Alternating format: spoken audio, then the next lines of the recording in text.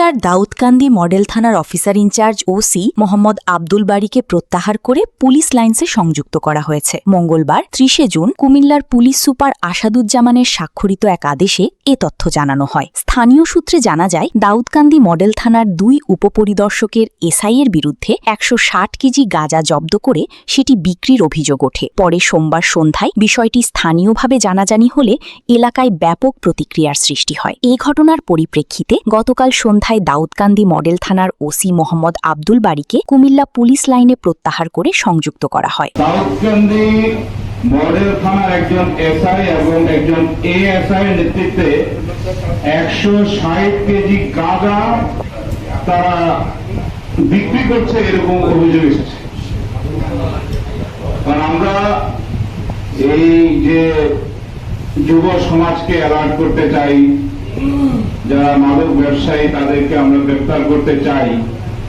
যারা গ্রেফতার করবে তাদের কোন প্রতিনিধি যদি এই গাঁজা বিক্রির সাথে জড়িত থাকে, এটা প্রমাণের বিষয়। তবে যুগান্তর পত্রিকা এসেছে, এটা উদ্বেগের বিষয়। আমি আশা করি অনতিবিলম্বে আমাদের ভারপ্রাপ্ত কর্মকর্তা সাহেব, ইউনো সাহেব, এক্সিলেন্ট সাহেব বিষয়টা দেখবেন।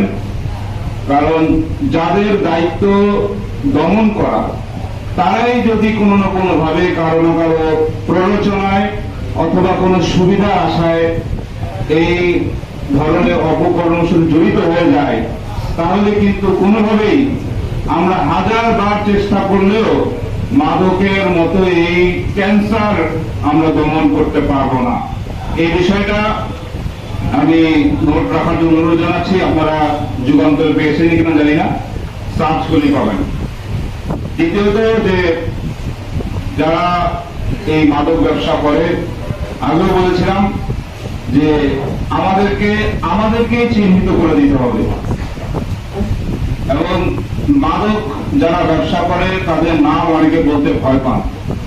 যে ভয় এই কারণে পান যে পারিবারিক ভাবে হয়তো আমরা যদি নামটা বলি তাদের অত্যাচার নির্যাতনের সম্মুখীন হতে পারে। কিন্তু আমি যদি না বলি, একটা কথা আছে যে মৌনতাই সম্মতির লক্ষণ।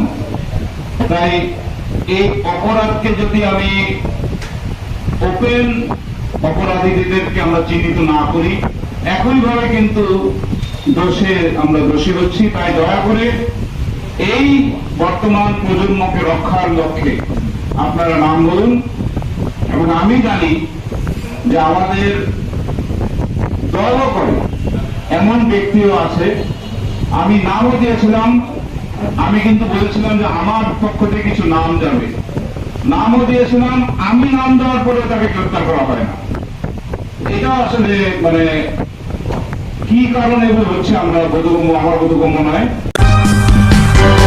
সূচনা community.tv, বিনোদনের পাশাপাশি খবর।